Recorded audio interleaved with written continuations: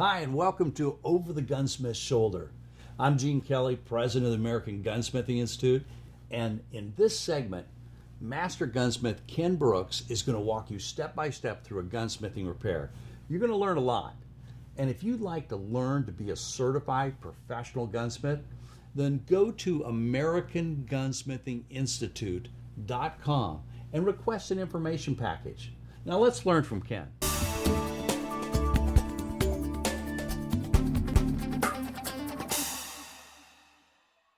Well, we're back at my bench, and from what I understand, you stalkers are going to be looking over my shoulders. So, all good.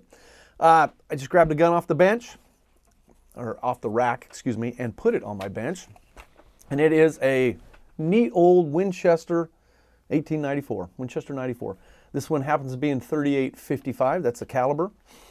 I did double check before we started the cameras just to make sure I had a couple rounds, because one of the things on the tag says check operation. So I'm going to cycle some rounds through it. But what it's here for is to clean up burred screws. So there's a couple screws. This one's okay, but a couple of them are kind of burred up. This guy is one of our local, I believe he inherited most of his Winchesters, but he's got some really neat lever action Winchesters, some old ones. He tells me this one was made in 1900. I don't know. I haven't verified that. I usually don't. But I have no reason to not believe him. It is in rifle configuration, octagon all the way out. It's just a neat old gun. So he wants it checked out, and he's picky. He's one of those guys that's real picky. If it was my gun, I'd leave the screws alone. I don't like them being burred, but I just leave them alone. He wants them cleaned up. All well and good. Before we tear it apart, I'm going to make sure that it does work. And I got, like I said, got a couple shells here. Goes in, carrier rises, the shell came out, second one was stopped in the magazine. Feeds, I may go shoot this for him, but probably not. I think he's going to be the one that wants to shoot it. If he runs into a problem with his chamber for whatever reason, then so be it. But just looking at everything, it's working like it should. We don't follow down. You know, it's got a crisp pull and slightly, ever so slightly positive. But that's good. That means that the sear and the hammer want to draw themselves together and not separate one another, and you get hammer follow down. So for a check op, we check the feeding. I could check it fast. I'm not going to, just not here on camera, too much. I'm too crowded to do it comfortably. For safety reasons, those were live rounds, be aware. I don't want to freak people out, but I always let you know, very conscious of what's going on when we have live rounds, and eventually, if all I had were dummies, eventually a live round ends up in there, and you get lax when you use just dummies. And so if I know that I've got live rounds, then I'm a little more cognizant. Most people are. If you choose to use just dummies, fine, all well and good. You do what's comfortable in your shop. That's the one thing I try to emphasize in the videos. I'm not telling you how to run your shop or how to do things. Just keep your head on straight. These are some of the things we do. You may think it's wrong. Okay, that's fair. Just don't call and complain. I don't, you know, I've been doing this a long time. This is the way we do it. Robert also checks everything. He's the cameraman. Or when Keith films, we check. When we've got live rounds, we make a note of it. Hey, here's 2 live rounds. We usually do the live round filming aspect right then, and then get them off the set, get them away, so we don't accidentally get that shell in the action. Again, I always double check with the cameraman so they know, hey, these are the 2 live rounds or 1 live, whatever it happens to be. Just so both of us are aware of what's going on. So safety is of the utmost importance. But I do use live rounds in the shop, and therefore I use live rounds here. So moving on, basically I'm just going to clean up the screw heads. So I'm going to start taking the gun apart. Again, this one looks good. This one looks good. They got wear and patina, but what he doesn't want is where a screwdriver slipped and burred it up. So that one I'm going to clean up just a little bit. You can see this one right here, that carrier screw, that one's really chewed up. So I'm going to take care of it. I don't know if I'm going to take that one out or not. I'll think about it. So the hammer pivot pin, the other side carrier screw, I'll take care of that. This one I don't need to. It's in good shape. So down here, the Tang screw, the stock screw right here, I'm going to redo it. It looks a little beat up. So, you know, I got 1, 2, 3, 4, 5 screws. Unless I screw one up between now and then. All right, let's find a screwdriver that fits to alleviate more chewed up screws. Get my repair tag out of the way there. All right, so get a good screwdriver. So what happens is, on these guns, what I find is when I got a snug screw or a tight screw, especially on these, the tip of the buttstock is touching the bench and the magazine's touching. So the lever is not. So if you're pushing down here on a tight one, you're actually putting a bind on all those parts. So I'm going to put this guy here or here. I'm going to try it here first. Just so when I'm pushing down on this, I'm not putting a bind on the stock, which is going to flex both these tangs, which can put all kinds of a bind on the tangs and the screw itself. And we're out as far as it wants to go. Cool, there's one. Oh, and the stock is loose, comes right off. Just looking to see if there's any, since it's a check operation, and he's a regular customer, so I'm just looking to make sure there's no big defects that, you know, I need to take care of before he shoots it. He's not going to shoot it a lot. He's got a whole bunch. It's just he wants to be able to. All right, so on this side, this is where things are always a little tricky, is because I'm going to take my glasses off because I'm getting blind. The strain screw for the mainspring, and it's not so bad. I don't think I'm going to need to redo it, so I'll just unscrew it just enough to take tension off the mainspring, and then I can unscrew the mainspring screw. And it's not bad, but I think I'll do it as well. Now we'll take out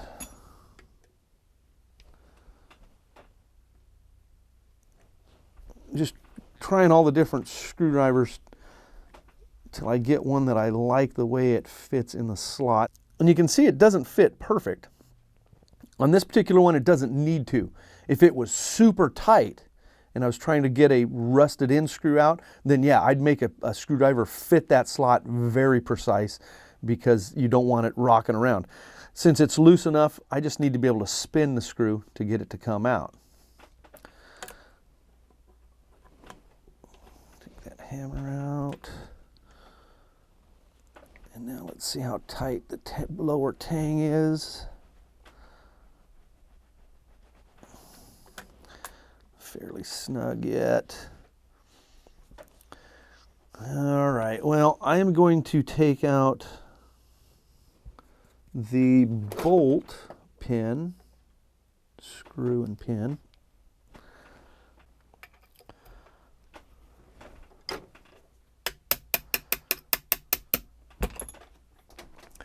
So there's that pin.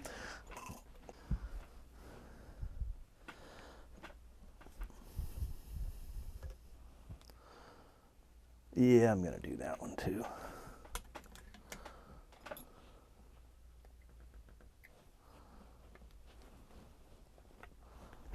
A lot of times, if I can just push a pin out, I will, without tapping on it with a hammer. So this screw, you can see, is loose. I might try to tap the slot down a little bit on that as well. It's not too bad, but we'll do that. So now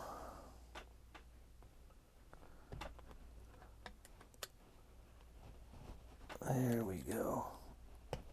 I'm not putting a lot of stress on that, but you can see how I could use the locking block itself, my thumb in front of there, and a screwdriver to just press the lower tang back and out of the gun. Well, that screw looks almost brand new. Cool. Old guns are cool. Locking block comes out. Let's see. Carrier. See, the carrier won't rotate all the way down. So we'll take out those. We know we're going to do them. They're really chewed up. And if I can't repair them to where they're going to look halfway decent when I'm done, I'll touch base with the customer and see if he wants me to replace them. I don't really want to, because again, it's just the originality of a neat old gun, but I'm going to go ahead and take that one out too. I'm here.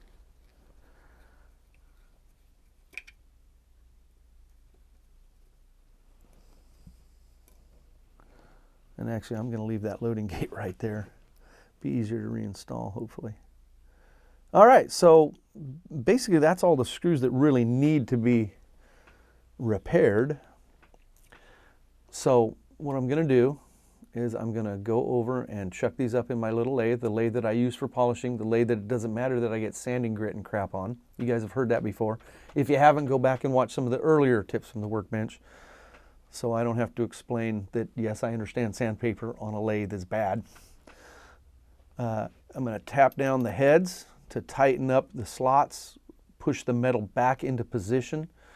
Then I'll use a file on some of the worse damaged ones to maybe take a little bit of material off, clean them up, and then when it's spinning in the lathe, sandpaper on it, go through the grits.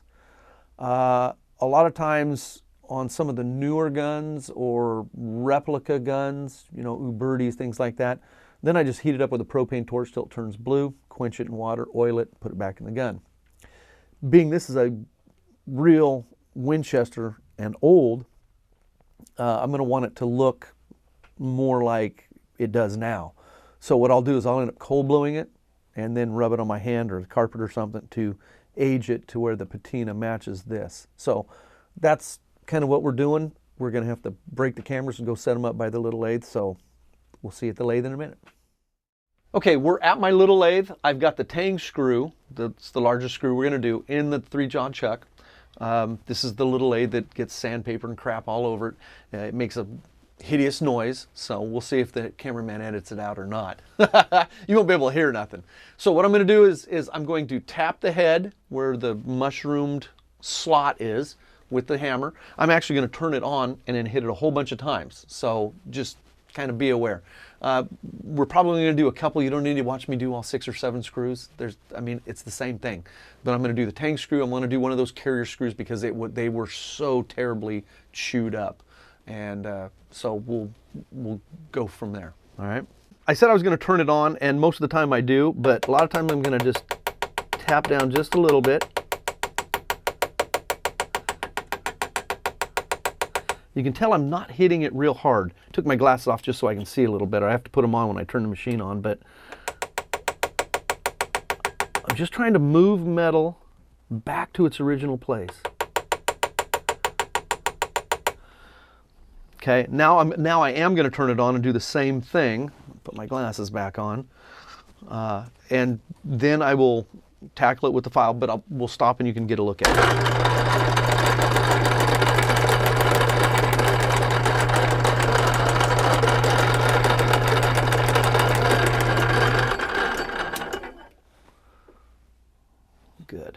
Good. All right. Now I'm just going to clean up the head. Start with the file.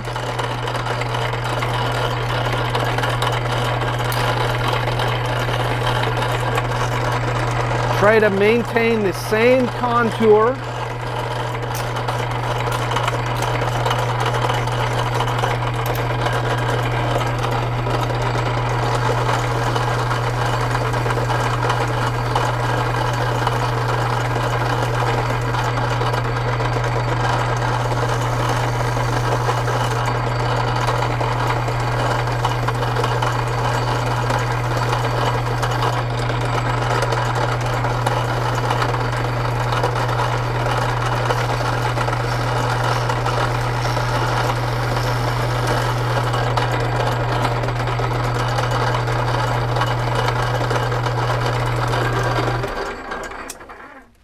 grits. Told you it was nasty, loud sounding. See there? Much better. Now, if I was doing a complete restoration job, you can see that one little nick right there, or rust pit or whatever it is. If I was doing a restoration job and that had to be removed, then I just repeat what I did and just take a little bit more off. This is just touch up the slots. At this point, I'm going to just stop. The slot looks straight and square. That little rust pit, if you will, I don't know exactly what it is. It looks like kind of like a rust pit. When I cold blue that and wipe it out, it's going to add character to it. It won't look like it's been rebuilt, if you will. So next, we're going to tackle one of those carrier screws. And it's wallowed out. The slot itself is extra wide. It's just rounded over. It's just bad. Just bad. So again, going to chuck it up. And then I'm not going to turn it on to start with. I'm just going to, so where my eye view will be, I'll be looking down the slot. And I'm going to tap on each side to get each side of the slot to peen back in. So one thing I do want to mention, the Tang screw, when we clamped it, no worries, right? No threads. These are going to have threads. So I don't want 27 tons of pressure on the jaws crushing my threads. Now I can do just the little shank where the carrier pivots. I don't like doing that. What I want is I want it all the way back up like so, with the head pushed in. So now as I tap on it, I'm tapping in that direction, and I'm just going to snug it up just so it doesn't slip. You don't want to crush those threads, because then you're going to have a difficult time getting it to go back in the gun. So my eye view is right like so. I can look right down that slot and see, as I mushroom that over,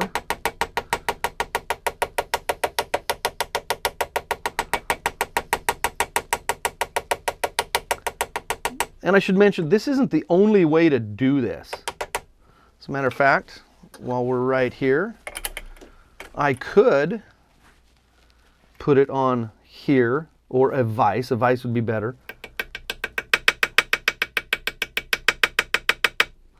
Spin it around so I'm not pounding on my finger so much.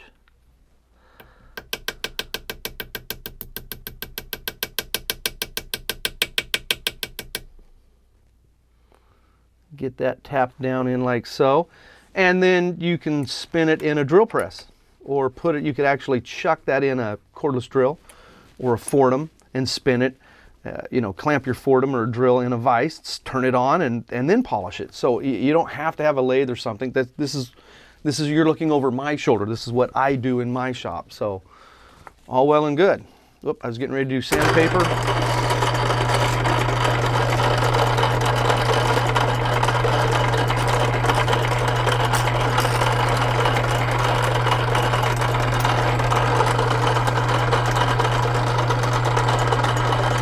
Don't stick your finger in your lathe. You'll end up chipping off fingernails and bleeding all over. It's no fun. So just, yeah, be careful.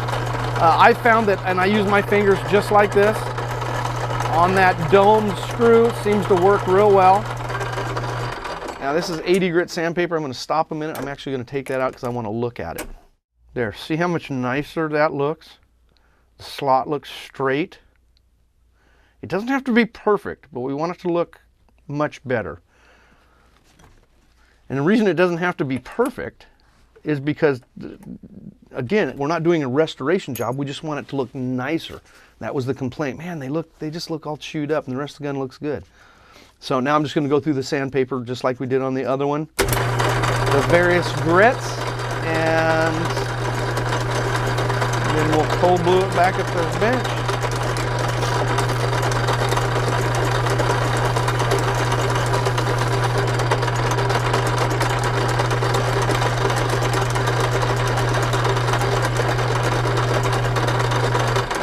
And again, I could go through a whole bunch of sandpaper, the various grits, to get a real nice, but we're just trying to roughly replicate original. Yeah, that looks so much nicer. So much nicer. All right, one more before we cut you guys loose. This one's not that bad, and it's got a fairly long shank, so I can clamp the long shank without worry about damaging the threads. And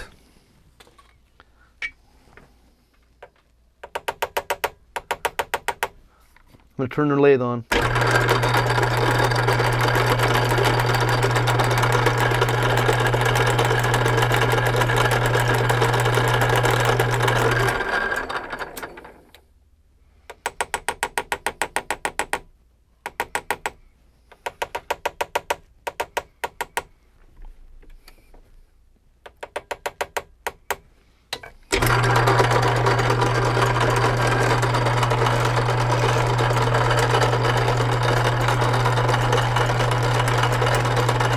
Use a sharp file when you can.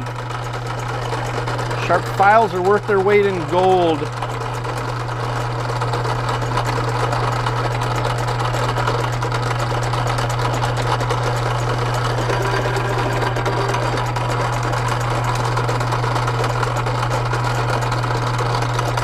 I say that because I have a whole bunch of files and I'm working 6, 7 months, you know, and you're working, and all of a sudden you realize, you know, these are probably pretty dull. You break out a new one or you go and buy a new one. Holy cow, you can't believe how dull they were.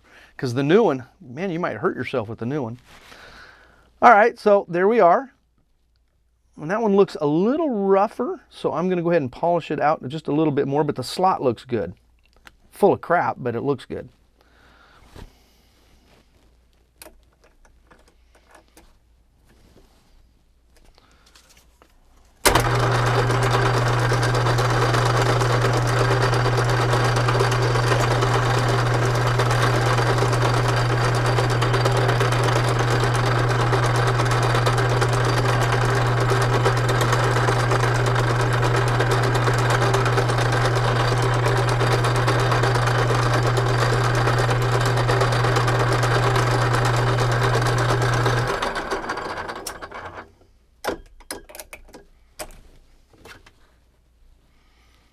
There we go. That'll look much better cold blued. So those look a lot better than they did before. They're going to look better when we get them cold blue as well.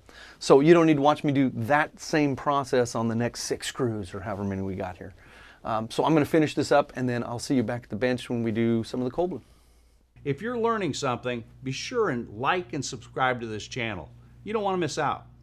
All right, so we're back at the bench, and you can see I've cluttered it up a little bit. So I got some water, got my cold blue, and got a pan for squirting some oil on stuff. So again, I use the 4440 formula. Use whichever cold blue works great for you. I've been using this for 30 plus years. And so got that Q-tip well saturated. I always put the lid back on. Well, I shouldn't say that. I try to remember to always put the lid back on because I don't want to knock that over and then have that crap everywhere. It's fairly caustic. So we'll start with the Tang screw. And what I'm going to do is just wipe that on there real quick. And I should have had a paper towel. So I should have had that paper towel. Cameraman was so nice enough to help me out just because I want some place to lay these. Again, using the same Q-tip, I'm going to go around the edges on this one because I noticed the head was pretty, a little bit on that one too, so catch up with that.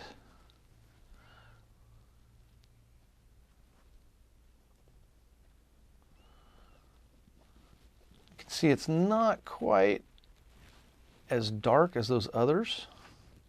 I'll try one of the carrier screws.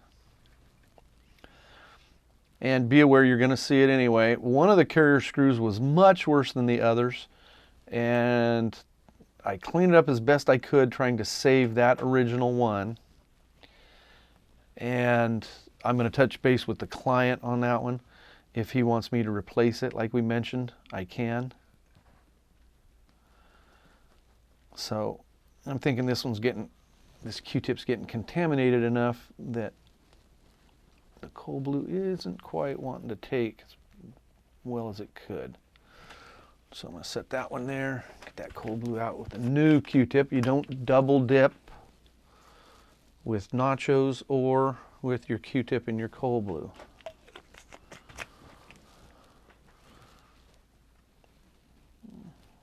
So there we go. That colored up real well. That was the better of the two carrier screws as well. Yeah, I'm going to touch base with my client and go, hey, this is what I did as best I could with what we had. If you want, I can replace that carrier screw. And let him make that call. It's not that the screw's not going to work. It's just that the slot's a little oversized, and I don't want to take too much off that head.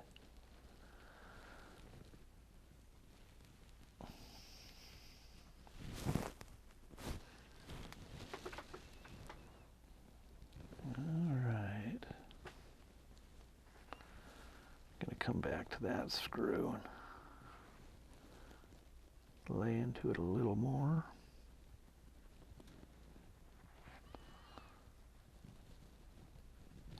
So now I'm going to take and just rinse each one of these off in some water where that cold glue is.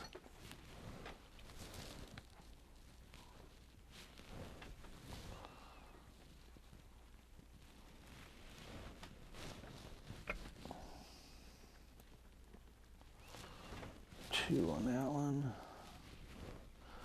and that, and now I will rub some more cold glue on there. If it looks like it's thin or thinned out, that one not so much,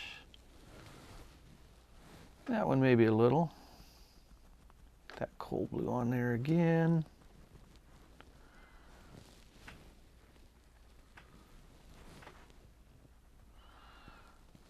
There, that's that carrier screw. That one's just not as good as the other one. This was just, it was sick, really sick. Oh, that one looks good.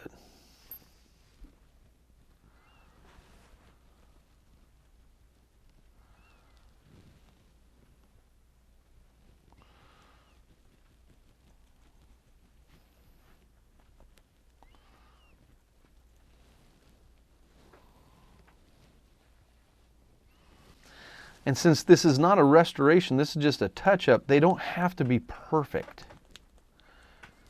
You know, if they got to be perfect, you're going to send them out to have them hot caustic glued. Or have them simply hot caustic glued. All right. Rinse them off one more time.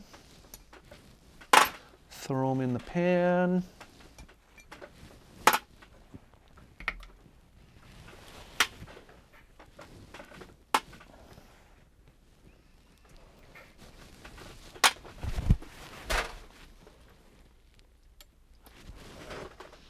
Try not to drop them like that.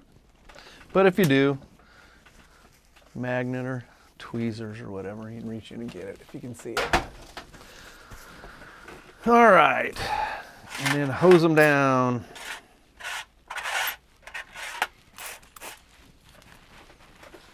Put our oil out of the way.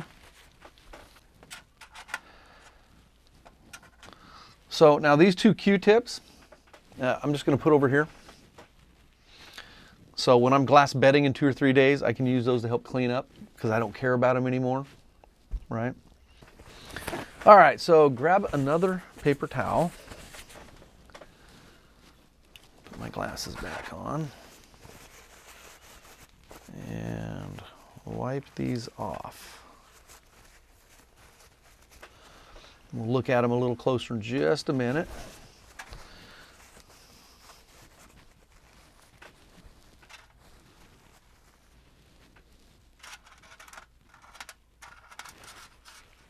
Throw that paper towel away.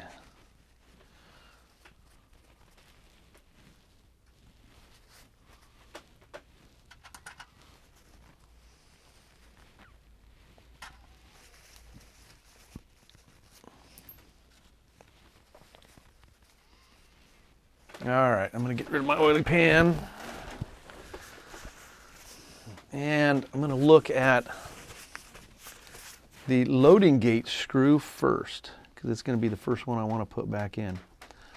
So the bluing took to it, sorta. Doesn't look bad, but I'm going to set it right there. Is that going to match the patina? I think so. I think it's going to look all right. Now, if you look at this screw, the Tang screw, in comparison, it was the first one I did, it's really dark. So if I just place it over here, doesn't look right, does it? Nice dark blue, shiny, just doesn't look right. So I'm going to want to age that one. What I want to do is get this screw back in here, because these can be kind of a pain. And it's the smallest screw. And so it's going to be the easiest one to lose. There we go.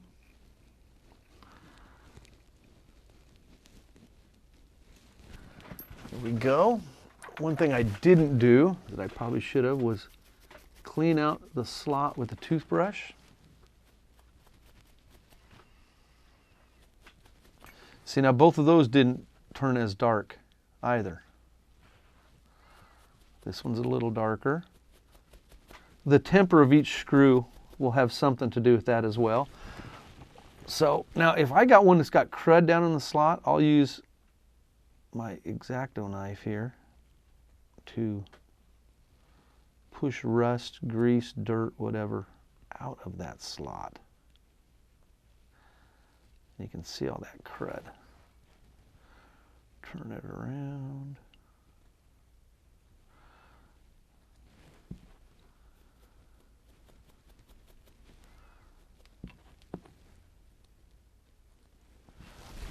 And those Q-tips didn't go very far. So if I want to get down inside, I scratch the bottom of the slot.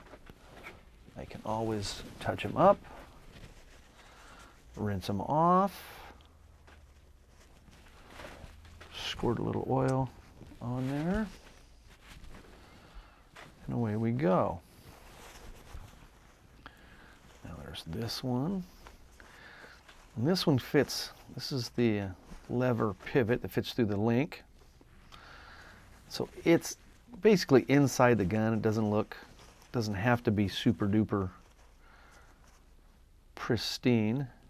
This is our hammer pivot. Got a little bit of crud down in there. More on just that one side. There we go.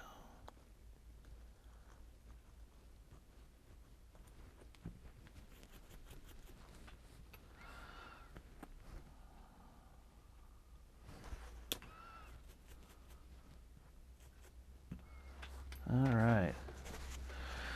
Okay, well, I'm going to start putting it back together as we go. And if I get to a screw that I think needs some work on it, then we work on it at that point. So I'm going to slide the carrier up in to position, and it's got to compress that spring.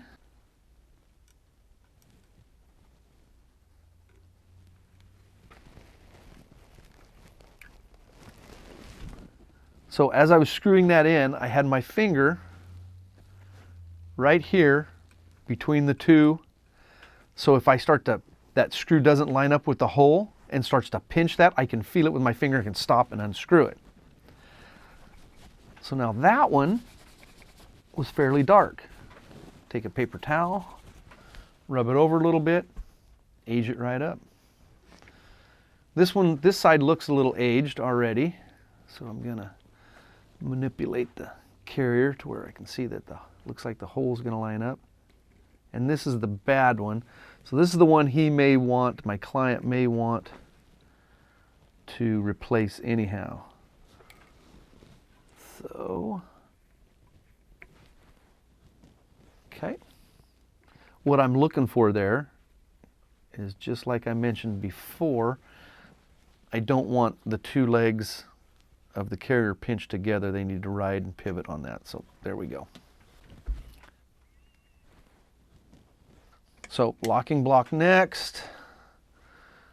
And at this point, we'll put the lever pivot screw through.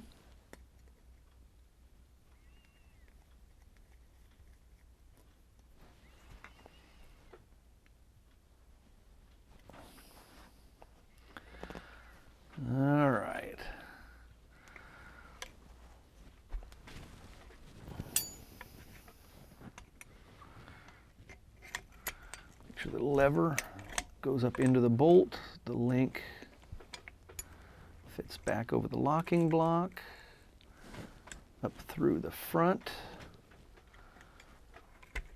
The pin goes through. Close that down. I'm looking down through this hole so I can put the lever pin in. That didn't feel right.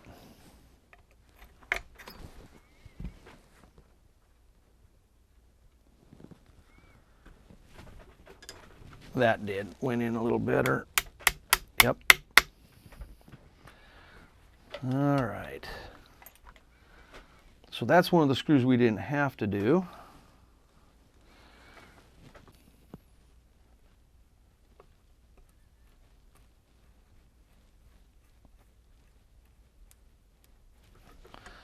So in comparison, it's quite a bit wider than this one, but it also is domed and sticks above flush to where it rubs on stuff, so it gets the finish more off of it. So here's the link pin lock screw, or set screw.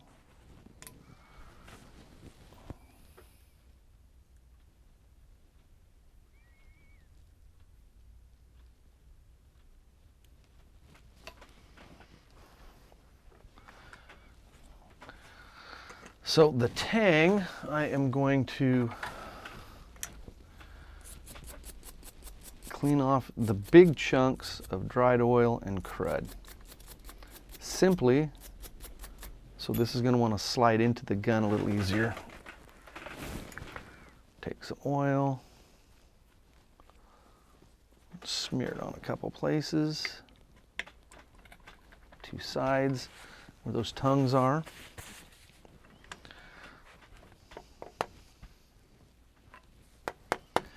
Always use the proper tool. Non-marring screwdriver handle to tap this in. Yeah, that's a great tool. Just till it lines up. I can look down through this hole here because that's where our hammer fits. Shove it down in. Make sure it goes in the right spot. So now again, this one's going to be a little darker. Now, here's something to think about. This screw fits down in this hole, obviously. Right by this, the flat comes across, then we got a raised area. So going in and out of the saddle scabbard, in and out of the gun case, you're carrying it, you're dropping it, rubbing it on the horse, in the stagecoach, whatever. This is going to take the hit more than the screw itself. So this one could probably stay a little more blued rather than worn white like this one. But I'm going to polish it up just a little bit.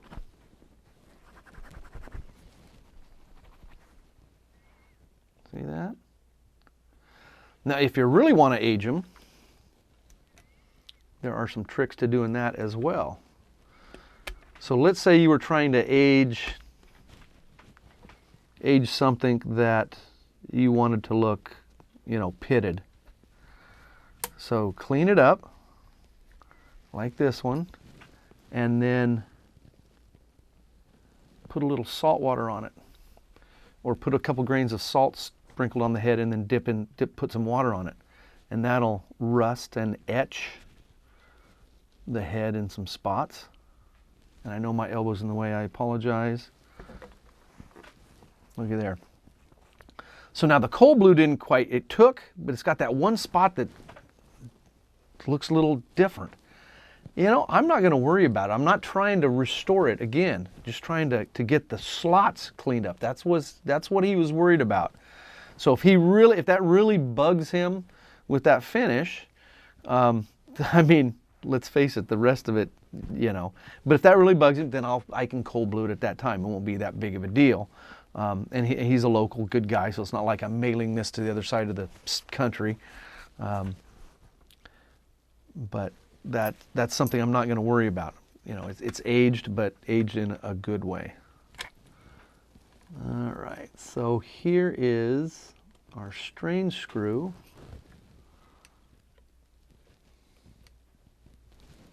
Again, I apologize for when my elbow and things are in the way.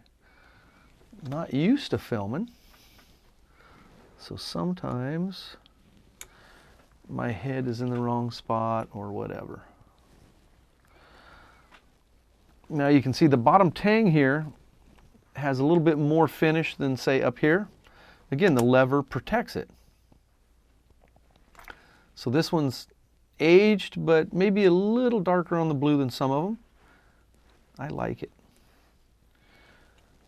And you can always touch base with your client. That's the thing, right? Looks good to you, but remember, me and the cameraman were even talking off camera when we were shuffling from the lathe over here. Yeah, if it was my gun, I wouldn't have messed with the screw heads at all. I'd have left them alone. But it's not my gun. It's not, you know, it's not what we do. There's, I mean, 99% of the stuff I do in the gun shop is stuff I would never do. Guns I would never own.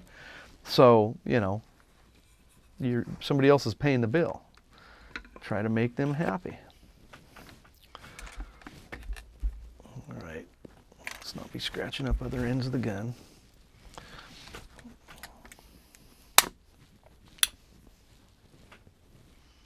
Again, awful dark on the tang screw. We touched base on that. And it's starting to wear in some spots.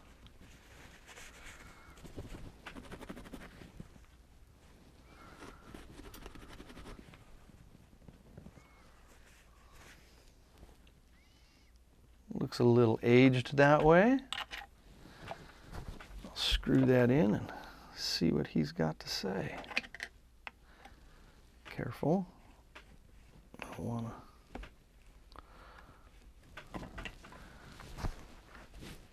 don't want to be wrecking anything, scratching anything up. That screwdriver doesn't fit very well. It's too big. Well,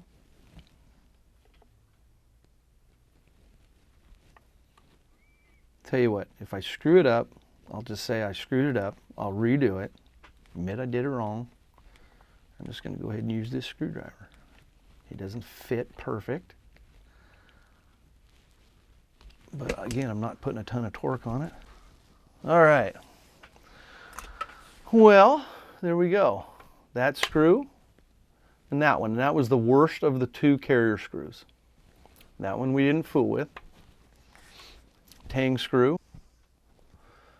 And then we rotate it around and open that lever. Our mainspring screw. There's our strain screw, which we did not do. Close that lever. Moving forward, we got the hammer screw.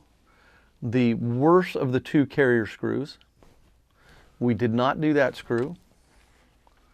We did do that screw. And then we did those two. The slots look good. They cleaned up well. So, now it's just a matter of pricing it out and getting on the phone and calling him. I will wait till tomorrow morning to do that. But going through this and whatnot took me so much longer than it takes just to do the job, which is normal. You know, we got to stop and move to the lathe and set up the cameras and get the lighting just right, and you know, things of that nature. I'm explaining what I'm doing. I'm showing multiple things. Whereas before, I just take the screws out and run over there, zap, come back, bang, you know, and I'm done. So that's just one of a quick little repair that's common, very common. You know, people want their guns to look nice, and I do too. But at the same token, I like on an older firearm, I like the patina, I like the aged look. I don't like broken or abused, and the screw slots are kind of abuse. But at the same time, you know, hey, if that was done in 1902, you know, it's kind of cool. They weren't so bad that I would have necessarily done it, but hey, again, not my gun. The customer's paying for it. So I think that's all for you stalkers. Quit looking over my shoulder. I'll see you next time. If you want to learn real gunsmithing and see more videos like this, Be sure and like and subscribe so you don't miss out. If you're interested in training to be a real gunsmith, go check out the AmericanGunsmithinginstitute.com, or for your own firearms training, AmericanGunsmith.com.